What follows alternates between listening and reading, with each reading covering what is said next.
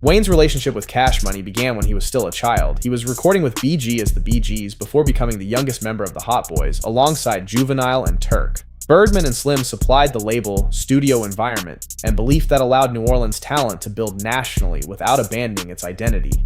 Manny Fresh's production gave the roster a recognizable sound, and the 1998 Universal Distribution Agreement gave Cash Money the reach to turn regional momentum into a national run. As other foundational artists left amid disputes over money and contracts, Wayne stayed. That loyalty made him more than another act. He became the bridge between Cash Money's first golden era and its next one. The Carter series documented his growth, while his mixtape output transformed him from respected Southern rapper into the artist openly claiming to be the best rapper alive. When Thaw Carter III became a blockbuster, Wayne was not simply the label's biggest remaining star. He was one of the most commercially powerful musicians in the world. Young Money increased his value again. By identifying and supporting Drake and Nicki Minaj, Wayne helped create two careers capable of defining the next decade. The imprint made him an executive and talent developer, not only a recording artist, but it also made the financial relationship more complicated. Revenue could flow through layers involving artists, imprints, Cash Money, distributors, touring, publishing, and advances. A relationship once described through family language now required precise accounting across an enormous enterprise. To understand why the breakup hurt, you have to understand how close the relationship appeared to be. Lil Wayne joined Cash Money as a child and grew up inside the label's system. Birdman was not presented as a distant executive. He was a mentor and father figure. Wayne became part of the Hot Boys, developed into a solo star, and stayed when other important artists left the company. That loyalty helped create one of the most successful runs in rap history. From Thaw Carter series to the mixtapes, features, and Thaw Carter 3, Wayne evolved from a gifted New Orleans prodigy into the center of popular hip-hop.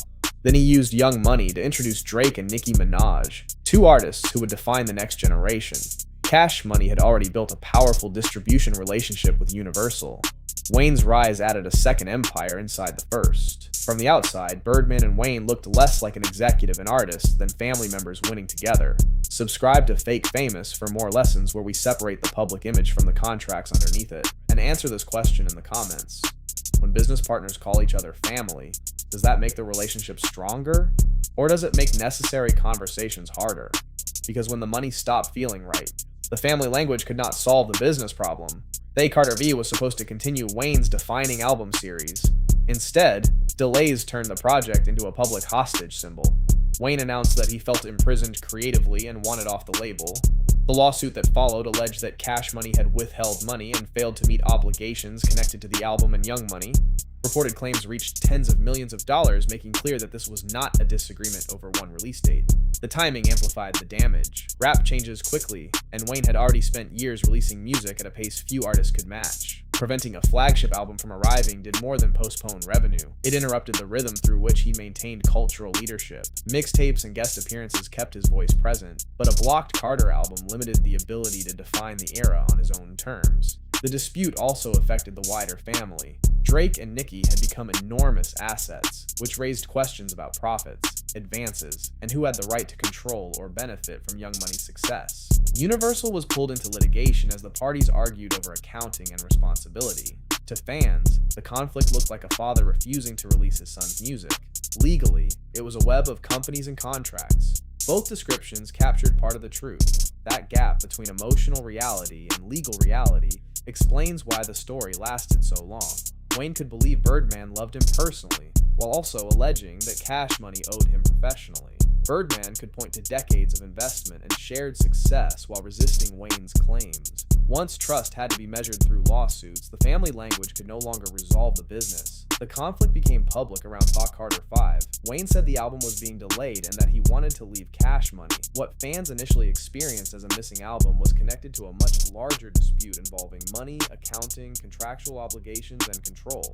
In 2015, Wayne filed a major lawsuit against Cash Money, Birdman, and related parties. Reports described claims involving unpaid money and a request to end his relationship with the label. The disagreement also touched Young Money and the earnings connected to artists Wayne had helped discover and develop. This is why the story cannot be reduced to one delayed release.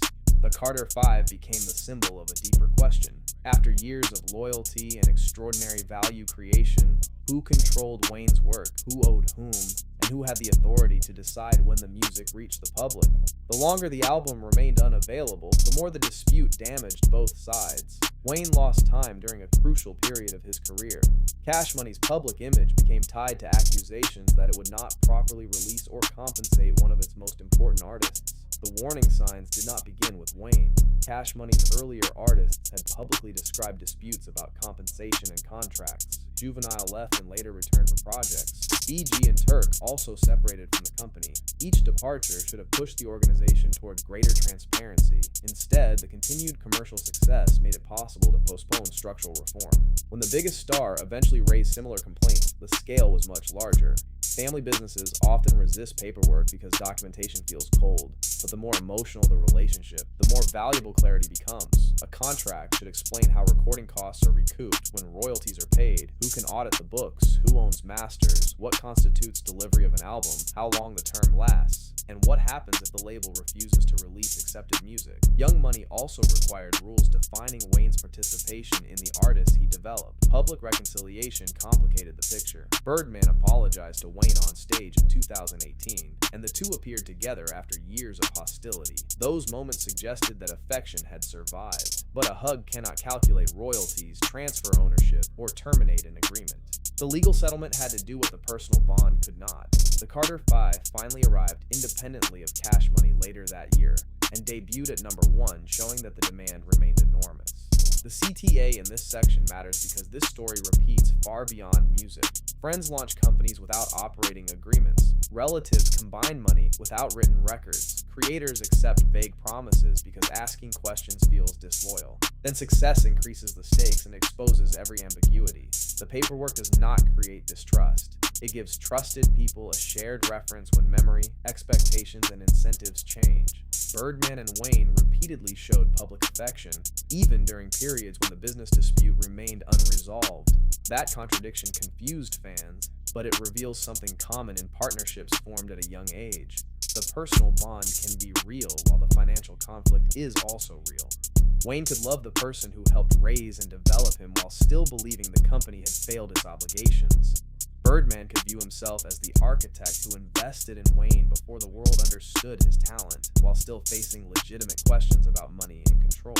The mistake is believing loyalty can replace documentation. It cannot. Clear accounting is not disrespect. Defined ownership is not betrayal. Exit terms are not a prediction that the relationship will fail. They are protection for the relationship if expectations ever change. If you have ever seen money damage a friendship, family, or business partnership, hit the like button. Then share this lesson with an entrepreneur who keeps saying, "We don't need paperwork. We trust each other." Trust is valuable, but trust without clarity can turn every disagreement into a debate about character. In 2018, the long-running legal battles were settled. Wayne's obligations to Cash Money were reportedly concluded, and Thaw Carter 5 was finally released later that year. The album debuted at number 1, proving the demand had survived the delay.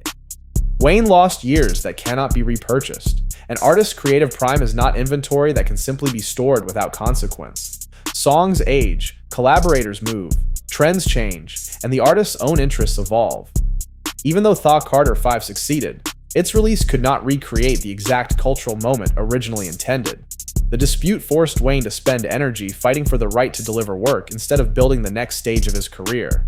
Birdman and Cash Money lost a different asset: trust. The label's ownership structure and longevity remain historic, but allegations from multiple artists became inseparable from its reputation. Every new success invited the question of whether the artist would eventually face the same conflict. That reputational cost can make talent acquisition harder even when the catalog continues earning. Young Money's artists faced uncertainty about the corporate chain above them. Fans lost potential collaborations and albums. The city of New Orleans watched one of its greatest business partnerships become a cautionary tale. Yet declaring the entire relationship fraudulent would also distort history. Birdman and Slim created infrastructure when Southern rap was underestimated. Wayne received belief and opportunity at an extraordinarily young age. Wayne then generated value that transformed the company and extended its relevance through new superstars. The tragedy is not that nothing good existed. The tragedy is that something genuinely valuable lacked a healthy mechanism for renegotiation. The partnership evolved from mentor and child artists to two adult executives with different interests, but the emotional language did not evolve fast enough.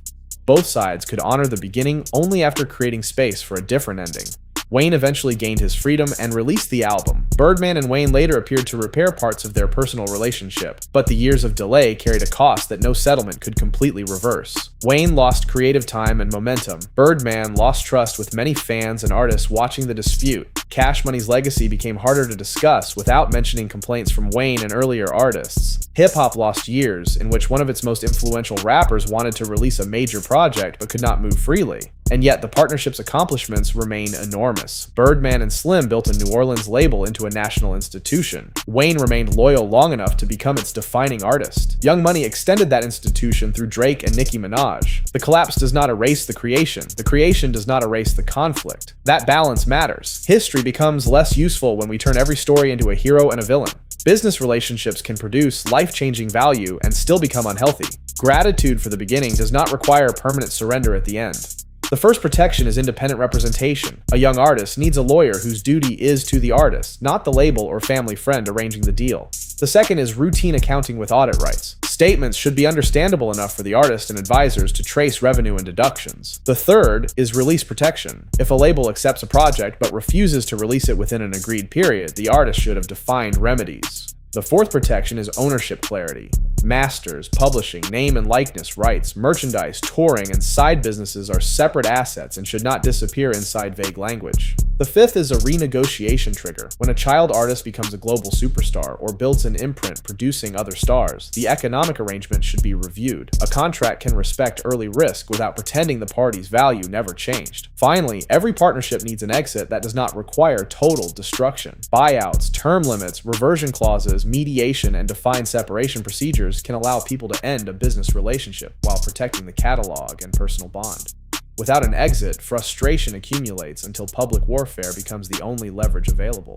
Birdman and Wayne built one of hip-hop's most successful relationships, and that is precisely why the breakdown matters. Small misunderstandings became enormous because the value became enormous. Their history teaches that gratitude and negotiation are not enemies. A person can honor who believed in them and still require fair accounting. A founder can deserve credit for creating the platform and still owe clarity to the talent that made it valuable. The Birdman and Lil Wayne story offers 5 protections for every creative partnership. Put compensation in writing. Require regular, understandable accounting. Define who owns the work. Establish release obligations and decision rights. Agree on what happens when either side wants to leave. Most importantly, revisit the agreement when the value of the relationship changes. The deal that makes sense for a talented child may not make sense for the adult superstar and executive he becomes. Birdman helped create the environment in which Wayne became great. Wayne helped create the era in which Cash Money became nearly impossible to escape. Their bond was real, their success was real, and the business conflict was real. In Lesson 5, we widen the lens. Cash Money enters the tournament against Def Jam, Death Row, Bad Boy, Rockefeller, No Limit, Young Money, Aftermath, and more as we rank the greatest rap labels ever.